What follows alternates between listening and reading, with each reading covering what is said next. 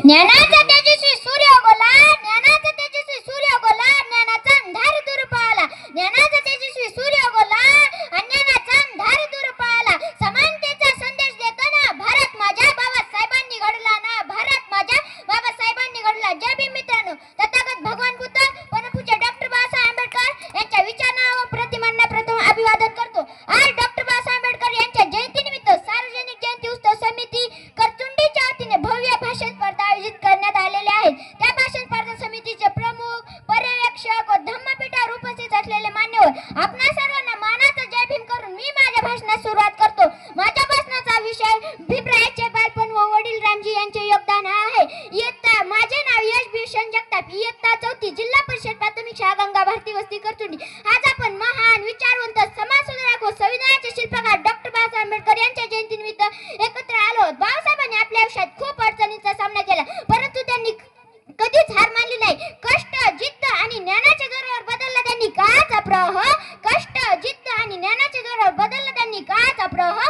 अन्यायाच्या अंधारातून दाखवला न्यायाचा उजळ मार्ग, अन्यायाच्या अंधारातून दाखवला न्यायाचा उजळ मार्ग. मित्रांनो, बाबासाहेबांनी आपल्या भारत देशाला एक अमूल्य भेट दिली, आपले संविधान. त्या संविधानामुळे आज प्रत्येक भारतीयाला समान हक्क व न्याय मिळतो. बाबासाहेबांचा जन्म 14 एप्रिल 1891 रोजी मध्य प्रदेशातील महू या गावी झाला. म्हणून मला म्हणायचे वाटते की उतरली कोटी कुळे, उतरली कोटी कुळे, भीमा तुझ्या जन्मामुळे, भीमा तुझ्या जन्मामुळे. जकडबंद पायातील साखळ दंड, तडा तडा तुटले तू ठोकताच दंड, तू ठोकताच दंड.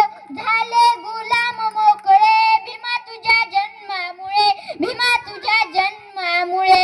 चातुर्यावर व्यवस्थेमुळे बाबासाहेबांना लहानपणी शिक्षण घेण्यासाठी खूप हाल सहन करावे लागले. वेळ प्रसंगी त्यांना वर्गाच्या बाहेर बसून शिक्षण द्यावे लागले, परंतु बाबासाहेबांनी शिक्षण सोडले नाही. म्हणून मला म्हणायचे वाटते की स्वतःलाही तडजोड सिद्ध करण्याची मला उभा आहे, स्वतःलाही तडजोड सिद्ध करण्याची मला उभा आहे. कारण बाबासाहेब तुमच्यामुळेच आज मी स्वाभिमानाने उभा आहे, कारण बाबासाहेब तुमच्यामुळेच आज मी स्वाभिमानाने उभा आहे. आज त्यांच्या जयंतीनिमित्त आपण एक संकल्प करूया, चांगले शिक्षण घेऊ, चांगले विचार ठेवू, समाजात प्रेम, समानता व बंधुभाव पसरू. 14 तळ्याचे पाणी गुरे, ढोरे, कोल्हे, कुत्रे यांना पिण्याची मुभा होती, परंतु ते पाणी माणसास पिण्यास बंदी होती.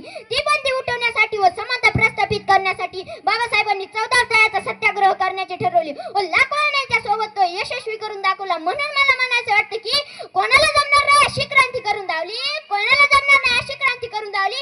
जातीवादाला देव नाटक करत 14 रोंजळ भरून दावली, जातीवादाला देव नाटक करत 14 रोंजळ भरून दावली. एवढे बोलून मी माझे भाषण संपवतो. जाता जाता एवढेच बोले, निसर्ग नियमाप्रमाणे पाणी आग विझवते, निसर्ग नियमाप्रमाणे पाणी आग विझवते, पण माझ्या भीमाने तर पाण्याला आग लावली, पण माझ्या भीमाने तर पाण्याला आग लावली. जय भीम, जय भारत. धन्यवाद. डॉक्टर बाबासाहेब आंबेडकरांचा विजय असो. धन्यवाद. खूप छान.